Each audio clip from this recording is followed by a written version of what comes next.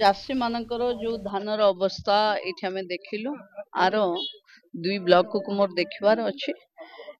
ଦେଖି ସାରିଲା ପରେ ଆମେ 30 ତାରିଖ ସୁଦ୍ଧା ଯୋଉମାନେ ରିପୋର୍ଟ ଆମର ଦେବେ ତାଙ୍କର ବି ରିଭ୍ୟୁ ହବ।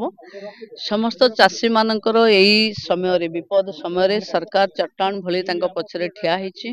ମୁଁ ଚାଷୀ ବନ୍ଧୁ ମାନଙ୍କୁ ଅନୁରୋଧ କରୁଛି, ନିଜେ ନ ଭାଙ୍ଗି ପଡି ପୁଣି ଉଜୁଡ଼ି ଯାଇଥିବା ଚାଷ ବା ଫସଲକୁ କେମିତି ସରକାର ଯେତେ ସାହାଯ୍ୟ ସହଯୋଗ ତା ଦେହରେ ଦବ, ତାକୁ କେମିତି ଆମେ ସଠିକ ଭାବେ ଚାଷୀଙ୍କ ପାଖେ ପହଞ୍ଚେଇବା ସେ ବ୍ୟବସ୍ଥାରେ ଲାଗିବା କଥା।